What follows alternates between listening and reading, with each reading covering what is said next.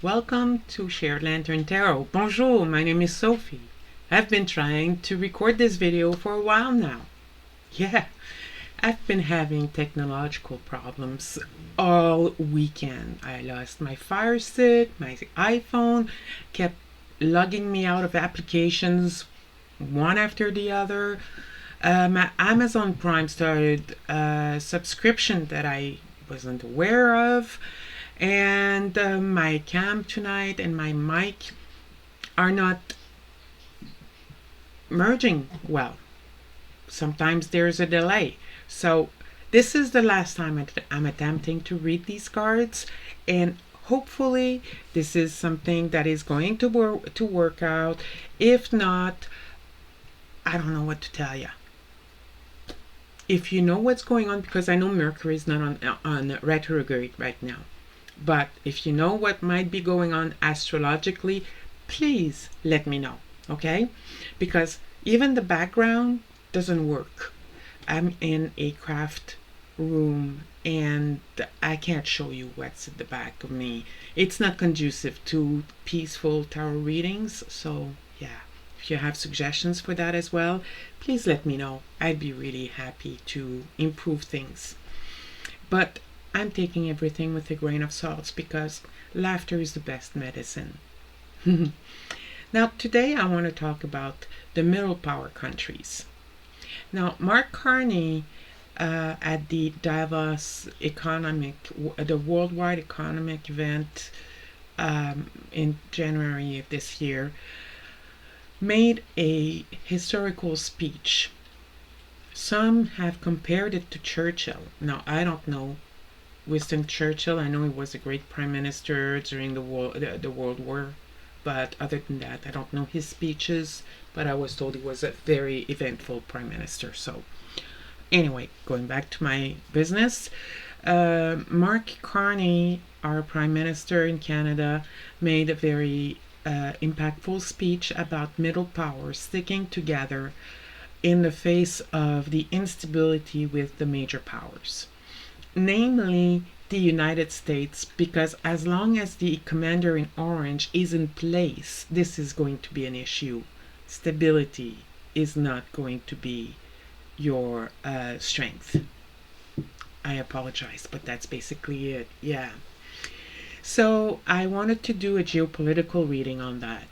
Now, so I read somewhere that this coalition of middle power countries is nothing new. It's not a new theory. Someone in Italy, and I'm not going to go on the internet to retrieve the information because that's when everything go awry, and I don't want to take any chances anymore. But there's a guy in Italy in the 1600s that had a theory about that, and that wrote about it in a book. There's also research being done in Harvard and somewhere in Canada since the 2000s or the 2010s. And so like I said, it's nothing new. It's been talked about in Davos again in the 2024 World Economic Meeting. So yeah, it's nothing new. But I think that Mark Carney put it in a way where, and it was at a point in history where it was appropriate to have this discourse and to engage other people, because Prime Minister Carney has been making a lot of deals for Canadian in the past 6 months to help us alleviate some of the tariffs coming from the United States. Now, I've drawn these cards, so you'll notice that I am not reshuffling the cards because I've been asking the same questions too many times, and Spirit is getting sick and tired of it. I know it. So because of that, I'm going to read the cards that I've already laid out. At the head of the reading is the King of Wands, and this talks about a leadership. Someone needs to take a leadership role in this vision of putting together a coalition. There's also the fact that the reason is the fact that there are a lot of disappointment and with the current superpowers. And there's also temper tantrums, probably coming from the commander in orange. Who knows? Now, there is a need. We need to realize that this is with a Page of Pentacles. This is a very ambitious. This is a very ambitious projects, but I know that there is a group called NAM, the Non-Allegiance something something. Anyway, it includes 120 countries from Africa, Asia, to from Europe and Latin America. And those are countries that didn't want to take side during the 60s and the 70s with the USSR and the United States. So they grouped together in order to survive. And so it is feasible. They've proven that it is feasible. It is something that they need to plan correctly in order to work together. Now, one of the things, I have a new dog who's now biting me because he wants attention. People are going to need to make some compromises to get together, to bring everything together. This is the Five of Swords in reverse. But there is also the fact that there are some countries who are pissed off, and I don't like to say it, but I feel that there is some revenge aspect to this. There is also, I feel, some remorse or regret coming from the United States, not from the commander in orange. Maybe from some people in the GOP. Who knows? Miracles can happen. I know that the American people have a lot of regrets. I do know that. Now, the turning point, the stress point, the things that makes everything change is the Wheel of Fortune. The wheel is turning. We need to adapt to this change. If we don't adapt, it's not going to go well. So we need to adapt. If we don't adapt to this change, well, in the long term, this is what's going to happen. The King of Swords, I'm going to go back to it. Short-term outcome is right now the Four of Cups. So it's not looking too good because, here's the solution. Solution is there, but people are not grasping it. There's some apathy. Some people are feeling disconnected. Canada is living through this very intensely. We are being targeted by Trump constantly with taking away ice hockey and the Stanley Cup. But other countries do not feel this as intensely as we do. Some countries may feel some apathy about it. They might be discontented, but not enough right now. And because of that, in the long term, if they don't change this course, this is what's going to happen. The King of Swords in reverse, which is oppression, dictature, and we are already being dictated right now by the commander in orange. We want to change that, right? And the only way to change that is by taking action. So I would encourage some of you living in the middle power countries to contact your leaders to put a fire under their bottom to get them into action, because this is a great opportunity. Although the Five of Pentacles is in reverse, it's not a bad card necessarily. It talks about generosity and giving, spending, but an openness. But we need to be, this is my cookie monster, sorry. There's financial insecurity, and we're living in a time right now that is historical, and we're going to talk, our kids, grandkids, and great-grandkids are going to talk about these times eventually. So um, we need to be open to this. We need to be open to change and be careful about your spending. Spend what you have, not on what's on your credit card. Now, um, it's easy to say, not to do, especially in these times where everything is like triple and quadruple what it used to cost. I do know that. I'm going to draw a clarifier on that Four of Pentacles. What does that mean to us? So, moral values.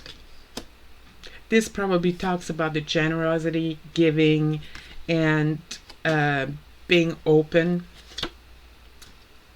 Man star.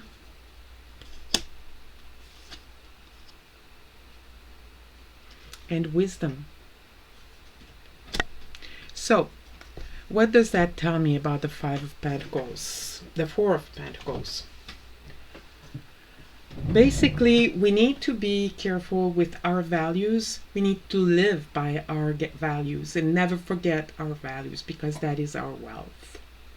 And let's be wise with our spending, with our finances. And it's going to help us in the long run. This is a historical lesson that we will learn. And yeah, it's not something that is going to go away anytime soon, but it's going to take a lot of time, because right now there are some nations who are not engaged enough, but they will become engaged. Otherwise, this is what's going to happen to them. So we need to make sure that we change that. Now, there is a oracle card that I'd like to read to you from the Sacred Earth Oracle.